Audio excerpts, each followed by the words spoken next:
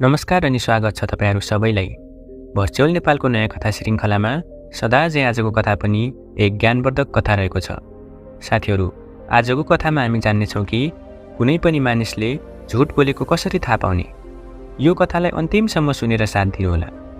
साथीहरु, यो कथा सुनिसकेपछि कुनै पनि मानिसले तपाईसँग झुट बोल्छ भने तपाईले 1 मिनेटमा थाहा पाउन सक्नुहुनेछ। एउटा गाउँमा धनी चन्द नामक व्यापारी बस्थे। उनी शहरका धनी व्यापारीहरूमध्ये एक थिए, तर अब त्यो नाम मात्रै थियो। उनको व्यवसाय बन्द हुने अवस्थामा थियो। व्यापार घाटाका कारण मानिसहरूको ठूलो ऋण बोकेका थिए। उनको दिन अब गरिबी जस्तै बितिरहेको थियो र उनी धेरै शान्त र सद्भाव स्वभावका व्यक्ति थिए। उनले अरूको कुरा सजिलै पत्याउँथे, त्यसैले उनलाई मूर्ख बनाउन एकदमै सजिलो थियो। उनीमा कुनै चलाखीपन थिएन। मानिसहरूले उनको सरल स्वभावको फाइदा उठाएर उनलाई यो गरिबीको अवस्थामा पुगाएका थिए। उनका केही चतुर साथीभाइ, आफन्त र अन्य व्यवसायीले उनको विरुद्धमा षड्यन्त्र रचेर उनलाई यस्तो जालमा फसाए कि उनको व्यवसाय बन्द हुने अवस्थामा पुग्यो। धनी चन्द सेठले यी धूर्त मानिसहरूको कुरा बुझ्न सकेका थिएनन्, तर अब उनी भित्रबाट टुटेको थिए। अब उनले आफ्नो गल्ती बुझ्दै थिए। एक दिन धनी चन्द सेठलाई ती मानिसहरूको सत्यता प्रकट हुन्छ, जसलाई आफूले आफ्नो ठान्थे उनीहरूले आफूलाई धोका दिएका छन् भन्ने उनलाई लाग्छ, जसका कारण सेठ सधैँ आफ्नो अवस्थाको बारेमा सोचिरहन्थे र आफैलाई श्राप दिन्थे। अहिले उनको दिन निकै तनाव र उदासीमा बितिरहेको थियो। श्रीमतीसँग पटक पटक झगडा हुन्थ्यो। अरू सेठहरू अब दिनहुँ उनको घरमा ऋण माग्न आउँथे। सेठहरूको लामो भिडले उनलाई गहिरो स्तबन्ध बनाएको थियो। अब उनी ती सेठहरूबाट बच्न लुक्न थाले। आफ्नो अवस्था देखेर चिन्तित भएर आत्महत्या गर्ने निधो गरे र आत्महत्या गर्न टाढाको पहाडतिर लागे। पहाडतिर जाने क्रममा उनले बाटोमा एक महात्माको झुपडी देखे। झुपडीमा धेरै शान्ति छाएको थियो। सेठ चन्दले त्यो देखे महात्मा अगाडि केही मानिसहरू बसिरहेका थिए र उहाँसँग आफ्नो समस्याको समाधान सोधिरहेका थिए। यो देखेर सेठलाई धेरै जिज्ञासा भयो। उनले झुपडीबाट बाहिर निस्केका एक व्यक्तिलाई रोकेर सोध्न थाले। त्यो मानिसले सेठ चन्दलाई हेरेर भन्यो, वरपरका गाउँ र सहरमा महात्मा धेरै प्रसिद्ध छन्। उहाँ धेरै बुद्धिमानी हुनुहुन्छ। उहाँले केही मिनेटमा मानिसहरूको सबैभन्दा ठूलो समस्या समाधान गर्नुहुन्छ। उहाँ मानिसहरूको दिमाग पढ्न र तिनीहरूको झुट पत्ता लगाउन माहिर हुनुहुन्छ, किनभने उहाँले मानव प्रकृतिको गहिरो अध्ययन गर्नुभएको छ र त्यसमा महारत हासिल गर्नुभएको छ। उहाँले एकैछिनमा कसैलाई पनि आफ्नो दृष्टिकोणमा सहमत गराउन सक्नुहुन्छ, त्यसैले उहाँलाई चतुर बाबा पनि भनिन्छ। त्यो व्यक्तिले सेठ चन्दलाई हेरेर भन्छ, तपाईलाई पनि कुनै समस्या छ भने समाधानको लागि उहाँलाई सोध्न सक्नुहुन्छ। त्यति भन्दै व्यक्ति त्यहाँबाट निस्कन्छ। यसपछि सेठ चुपचाप मानिसहरूको भिडमा बसे अनि आफ्नो पालो आउला भनेर पर्खन थाले। भिड तितर बितर हुन अघि साँझ भएको थियो। अब सेठको पालो थियो। उनले महात्मालाई प्रणाम गरेर दुखी मनले आफ्नो सम्पूर्ण घटना सुनाए। महात्माले सेठको कुरा धेरै ध्यान दिएर सुनिरहेको थिए र त्यसपछि शान्त स्वभावमा जवाब दिनुभयो। मानिस यति महान हुनु हुँदैन कि उसले सबैले जे भन्छ त्यसलाई विश्वास गरोस् र मानिसहरूले जे भन्छ त्यही गर्न सुरु गरोस्। प्रत्येक व्यक्तिमा यति धेरै समझ र चतुरता हुन धेरै महत्त्वपूर्ण छ। यसरी होइन कि उसले अरूको फाइदा उठाउन सकोस् वा तिनीहरूलाई मूर्ख बनाउन सकोस्, ताकि उसले अरू चलाक मानिसहरूको चालबाट आफूलाई जोगाउन सकोस् र आफूलाई हानि हुनबाट जोगाउन र खाँचोमा परेका मानिसलाई मद्दत गर्न सकोस्। यति धेरै कुरा गरेपछि अब महात्मा भन्नुहुन्छ, अब म तपाईलाई बुझाउँछु कि तपाईले अरूको मनको कुरा कसरी थाहा पाउन सक्नुहुन्छ। म तपाईलाई केही तरिकाहरू सिकाउने छु जुन तपाईले मानिसहरू र परिस्थितिहरू नियन्त्रण गर्न प्रयोग गर्न सक्नुहुन्छ।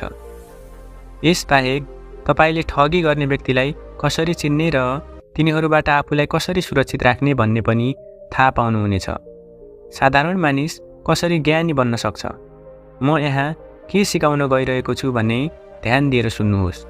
यसलाई कुनै गलत कामको लागि प्रयोग नगर्नुहोस्, तर आफ्नो र अरूको सुरक्षाको लागि मैले भनेका कुरा ध्यान दिएर सुन्नुहोस्। हामी बस्ने संसारमा तपाईले केही स्मार्ट मान्छे भेटाउनुहुनेछ जसले निर्दोष मानिसहरूलाई आफ्नो जीविकोपार्जनका लागि प्रयोग गर्ने गर्छन्। अब धेरै कुरा बुझ्ने यी मानिसहरूलाई कसरी चिन्नुहुन्छ? तपाईले ती मानिसहरूलाई ध्यान दिनुपर्छ, किनभने यी मानिसहरूले विश्वासको कमीलाई पूरा गर्न धेरै शब्दहरू प्रयोग गर्छन्। तिनीहरूतिर ध्यान दिनुपर्दछ, किनकि तिनीहरू आफ्नो झुटको कारणले तपाईलाई मूर्ख बनाउन खोज्छन्। जो मानिसहरू बारम्बार एउटै कुरा बोल्छन् उनीहरू झुटा हुन्। त्यस्ता मानिसहरूको धेरै उदाहरणहरू छन् जसले गर्दा उनीहरूको झुट बुझ्न सकिन्छ। गोप्य कुरामा विश्वास गर्न सकिन्छ।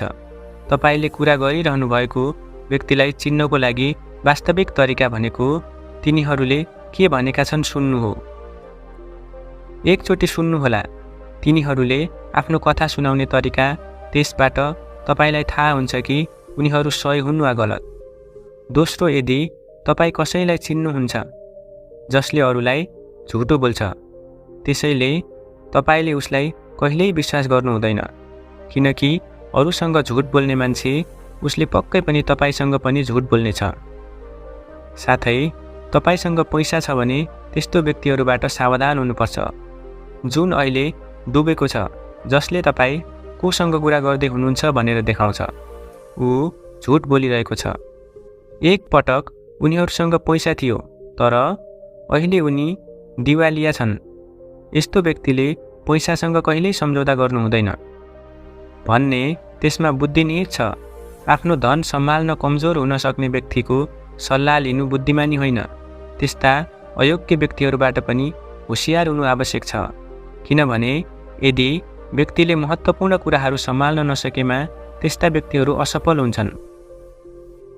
तिनीहरूको व्यवसाय वा काम सम्हाल्न सक्दैनन्। एक बुद्धिमान व्यक्तिले आफ्नो महत्त्वपूर्ण समस्याहरूमा बढी ध्यान दिन्छ र व्यर्थका कुराहरूमा होइन। अर्को व्यक्ति जो सधैँ आफ्नो शब्द दोहोऱ्याउँछ र बारम्बार कसम खान्छ, त्यो व्यक्ति झुटो हो।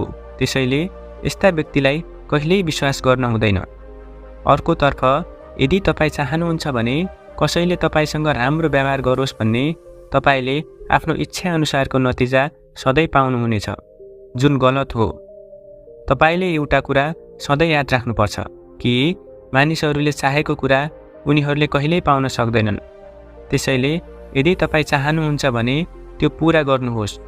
काम बारम्बार गर्नुपर्छ र त्यसलाई प्राप्त गर्न सकिन्छ, जसलाई आफै नष्ट गर्न सकिँदैन। यसका लागि दुईवटा नियम ध्यान दिनुपर्छ। पहिलो नियम भनेको तपाईले चाहनुभएको व्यक्तिलाई उसले के चाहन्छ वा के हासिल गर्न चाहन्छ भन्ने निर्णय गर्न दिनु हो। दोस्रो नियम, त्यो व्यक्तिलाई आफ्नो नियन्त्रणमा नआउन्जेल हेर कति दुःख हेर्नुहुन्छ। जब तपाईँ उसलाई के चाहिन्छ उसलाई दिन बन्द गर्नुहुन्छ, जहिले पनि तपाईले महसुस गर्नुहुन्छ कि उसले तपाईलाई सामान्य रूपमा लिइरहेको छ, त्यसो भए तपाईले उसलाई दिएको कुरा फिर्ता लिनुहोस्। यसले व्यक्तिलाई अभाव र शून्यताको अनुभूति गराउनेछ, जसले तपाईलाई फेरि तपाईको कुरा सुन्न बाध्य पार्नेछ। तेस्रो नियम, जब व्यक्तिलाई सबै कुरा थाहा छ, जस्तो व्यवहार गर्छ, तपाईले निश्चित रूपमा बुद्धिको कमी भएको व्यक्तिसँग कुरा गर्दै हुनुहुन्छ। सत्य यो हो कि आफूलाई केही थाहा छैन भने विश्वास गर्ने व्यक्ति अन्ततः सबैभन्दा बुद्धिमान हुन्छ र जित्छ।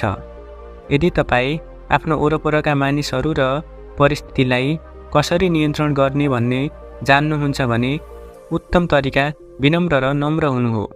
यसले देखाउँछ कि तपाईँ बाहिरीहरूसँग झगडा गर्न चाहनुहुन्छ। आफ्नो शारीरिक भाषा विनम्र राख्नुहोस्।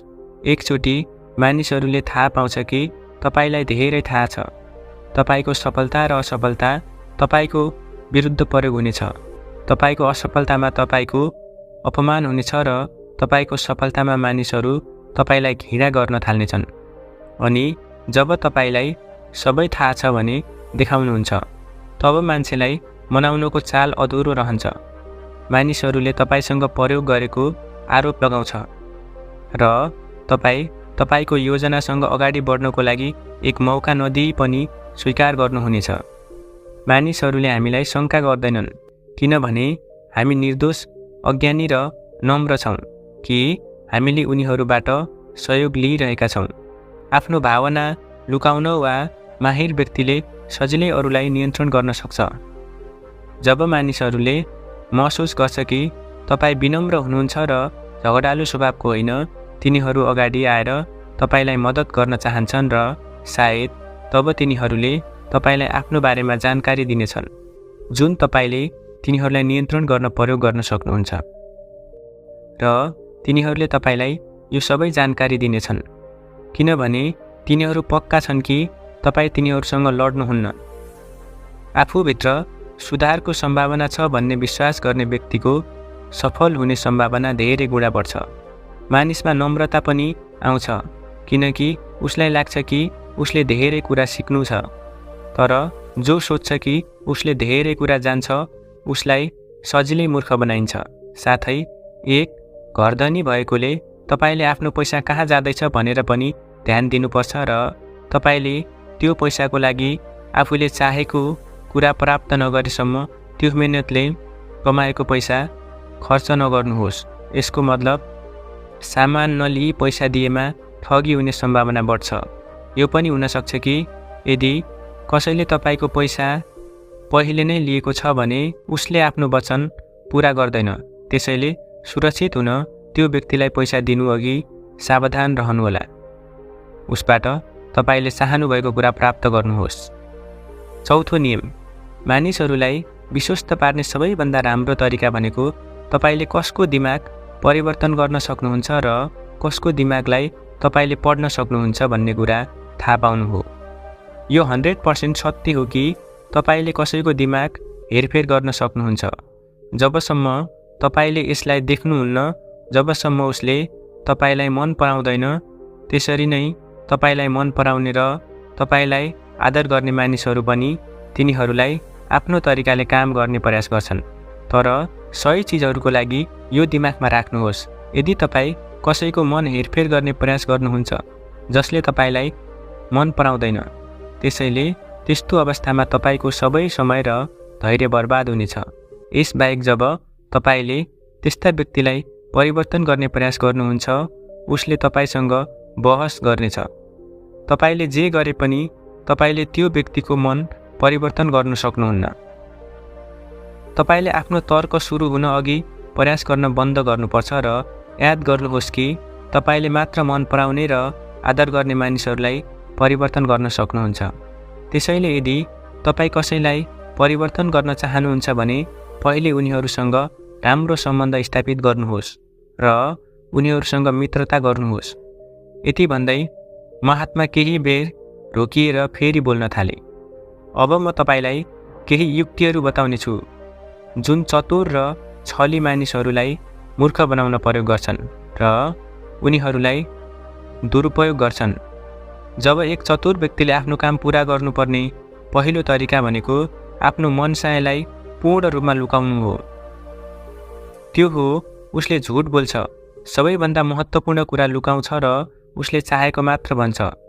चतुर व्यक्तिले अरूलाई बहकाउन खोज्ने दोस्रो तरिका भनेको आफूतिर सकेसम्म धेरै ध्यान आकर्षित गराउनु हो, किनभने यस तरिकाले ऊ समूहको सबैभन्दा महत्त्वपूर्ण भाग बन्न सक्छ। अन्य मानिसहरूलाई बहकाउन वा आफ्नो फाइदाको लागि तपाईको प्रयोग गर्न सक्छ। तेस्रो तरिका भनेको मानिसहरूलाई भ्रममा पार्ने व्यक्तिलाई मानिसहरूको भावनासँग खेलवाड गर्ने तरिका राम्ररी थाहा हुन्छ, जसले विभिन्न अवसरहरूमा आफ्नो फाइदा अनुसार विभिन्न भावनाहरू व्यक्त गर्छ, तर केवल देखाउनको लागि। कहिले ऊ धेरै रिसाउँछ, कहिले ऊ धेरै विनम्र हुन्छ, कहिले ऊ धेरै मिलनसार हुनेछ र कहिलेकाहीँ ऊ धेरै दुखी हुनेछ। जुन दिन उसको काम बन्छ उसले फेरि त्यस्तै व्यवहार गर्न थाल्छ। चौथो उपाय भनेको धोकेबाज मानिसहरूले आफ्नो लागि सबैको सहानुभूति पाउन खोज्छ। सबैले उसलाई गरिबभन्दा गरिब ठान्छ। तपाईको समस्या जति ठुलो छ उसलाई फरक पर्दैन। तपाईलाई सधैँ महसुस गराउनेछ कि उसको समस्या तपाईँको भन्दा ठुलो छ र ऊ तपाईँभन्दा धेरै समस्यामा छ। त्यसैले तपाईँले उसलाई दया गर्नुहुन्छ र उसलाई मद्दत गर्नुहुन्छ। पाँचौं तरिका भनेको एक धूर्त व्यक्तिले जसले तपाईँलाई नियन्त्रण गर्न चाहन्छ। उसको आफ्नो इच्छा अनुसार तपाईँलाई तपाईँको जीवनको सबैभन्दा महत्त्वपूर्ण व्यक्ति हो भनेर सोच्न लगाउँछ। तपाईँ यो बिना काम गर्न सक्नुहुन्न, तर त्यो वास्तवमा साँचो होइन। उसले तपाईँलाई आश्वासन दिन्छ कि तपाईँ ऊ बिनाको जीवन कल्पना गर्न सक्नुहुन्न। यसरी तपाईँ जति धेरै तिनीहरूमा निर्भर हुनुहुनेछ, त्यति नै तिनीहरूको तपाईँमाथिको नियन्त्रण बढ्दै जान्छ र तिनीहरूले तपाईँको काम पुरा गर्न दिँदैन। छैटौं तरिका भनेको चतुर व्यक्तिले सधैँ प्रयास गर्छ कि जुनसुकै ठुलो कामको श्रेय उसलाई नै मिलोस्। उसको प्रशंसा हुनुपर्छ। जो कोहीले जे गरे पनि तर ताली उसको लागि मात्र हो। त्यसैले ऊ सकेसम्म धेरै मानिसहरूको ध्यान आफूतिर आकर्षित गर्न चाहन्छ। धेरैभन्दा धेरै मानिसहरूलाई आकर्षित गर्न चतुर व्यक्तिहरू प्रयास सबैभन्दा कठिन कामहरू अरूलाई सुम्पन्छन् र सजिलो कामहरू आफैमा राख्छन्, तर सबै कामको श्रेय आफै लिन खोज्छन्। सातौं बानी हो एक स्क्यामरले तपाईँको सबैभन्दा मिल्ने साथी भएको बहाना गर्नेछ। उसले देखाउनेछ कि तपाईँभन्दा राम्रो साथी अरू कोही हुन सक्दैन।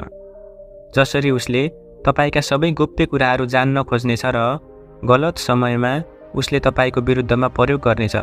त्यसैले आफ्नो गोप्य कुरा भन्नुभन्दा पहिले 10 पटक सोच्नुहोस्, किनकि संसारको सबैभन्दा खतरनाक चिज धोकेबाज साथी हो। त्यसैले साथी को हो र को होइन भनेर चिन्न सिक्नुहोस्।